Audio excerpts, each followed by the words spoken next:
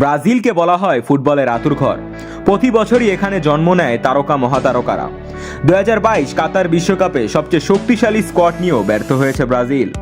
2002 সালে সর্বশেষ বিশ্বকাপ জিতেছিল ব্রাজিল। টানা 2 বিশ্বকাপে ব্যর্থতার দায়ভার এড়াতে না পেরে কোচ দিতে সরে যায়। ব্যর্থতার এই দায়ভারকে কাটাতে সেলেসাও ফুটবল ফেডারেশন 2026 বিশ্বকাপের দল গোছাতে এই দায়িত্ব কোনো ইউরোপিয়ান কোচের হাতে দিতে চান। ইউরোপিয়ান কোচদের মধ্যে এ বাজি জিতে নেন কোচ কার্লো অ্যানসেলটি। তার 4-4-2 এর ডায়মন্ড ফরমেশনে নিঃসন্দেহে ব্রাজিল দলে হতে যাচ্ছে বিশাল পরিবর্তন। ছোট ছোট ভুলগুলো শুধরে নতুন করে 2026 বিশ্বকাপের জন্য কেমনই লাইন আপ সাজিয়েছেন ও কারা পাচ্ছেন সম্ভাব্য 2026 বিশ্বকাপের টিকিট, চলুন দেখে নেওয়া যাক। সর্বপ্রথম ব্রাজিলের গোলকিপিং লাইন আপ নিয়ে আলোচনা করা যাক। ফিফার বর্ষসেরা গোলকিপারের খেতাব জিতা অ্যালিসন কাতার বিশ্বকাপে তার নামের পাশে সুবিচার করতে পারেননি। তবু অ্যালিসন প্রিমিয়ার লিগে সেরা গোলকিপার ও তার সতীর্থ অ্যান্ডারসন প্রিমিয়ার লিগে সেম পজিশনে আছেন। 2026 বিশ্বকাপে অ্যালিসনের বয়স হয়ে দাঁড়াবে 33 ও অ্যান্ডারসনের হবে 32। সুতরাং অ্যান্ডারসন কিছুটা হলেও এগিয়ে থাকবে, আর 2026 বিশ্বকাপে ততদিনে নিজেকে এক নতুন উচ্চতায় নিয়ে যাবে অ্যান্ডারসন। এরপর ব্রাজিলের ডিফেন্স লাইন আপ নিয়ে আলোচনা করা যাক। তো সর্বপ্রথম রাইট ব্যাক নিয়ে আলোচনা করি। কাতার বিশ্বকাপে অন্যতম চিন্তার কারণ ছিল রাইট ব্যাক পজিশন। সেখানে অভিজ্ঞ ডানি আলভাসের সাথে সতীর্থ হিসাবে ছিলেন ডানিলো।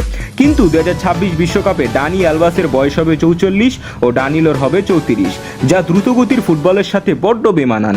তাই এই পজিশনে থাকার সবচেয়ে বেশি সম্ভাবনা রয়েছে রিয়াল মাদ্রিদের ভিনিসিয়াস তরাস। সেন্টার ব্যাক নিয়ে আলোচনা করলে সেন্টার ব্যাকের 2 পজিশনে প্রথমে থাকবেন এডার মিলিটাও। যদিও তিনি রাইট ব্যাকের দায়িত্ব পালন করেছেন এই বিশ্বকাপে, কিন্তু মূলত তিনি একজন সেন্টার ব্যাক। তার বর্তমান বয়স এখন 24 বছর, 26 সালে হবে 28 বছর। আরেক পজিশনে ডিফেন্সের নেতৃত্ব দিবেন পিএসজির কাপ্তান মার্কিনিয়স। তাদের সাথে রয়েছে আর্সেনালের গাব্রিয়াল, যিনি এডার মিলিটাও থেকে 11 মাসের ছোট, তিনিও থাকবেন নজরে। ব্রাজিলের লেফট ব্যাকের কথা বললে ব্রাজিলের আরও একটি চিন্তার পজিশন হচ্ছে লেফট ব্যাক, কারণ কাতার বিশ্বকাপে ইনজুরিতে পড়েছিলেন অ্যারেনা, যার কারণে বিশ্বকাপ খেলতে পারেননি তিনি। আরও একটি দুশ্চিন্তার কারণ হলো 2026 বিশ্বকাপে অ্যালেক্স ট্যালেক্সের বয়স হবে 33 ও অ্যালেক্স সান্দোর বয়স হবে 32, তাই তাদের না থাকার সম্ভাবনা বেশি। তো এখানে দেখা যাবে অ্যারেনাকেই।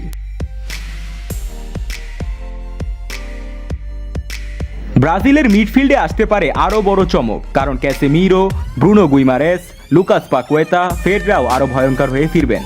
বয়সভিত্তিক ও ফর্ম বিবেচনায় ইতিমধ্যেই বাদ হয়ে গেছেন লিভারপুলের ফাবিনিয়স।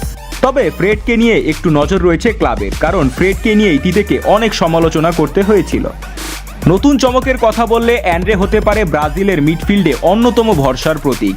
তার ব্যাকআপ হিসাবে থাকতে পারে পালামার্সের ড্যানিলো। তাকে নজরে রেখেছে আর্সেনাল, কারণ প্রগতিশীল এই মিডফিল্ডারের বয়স মাত্র 21। তারও সাথে রয়েছে Brazil U20 captain Andrei Santos.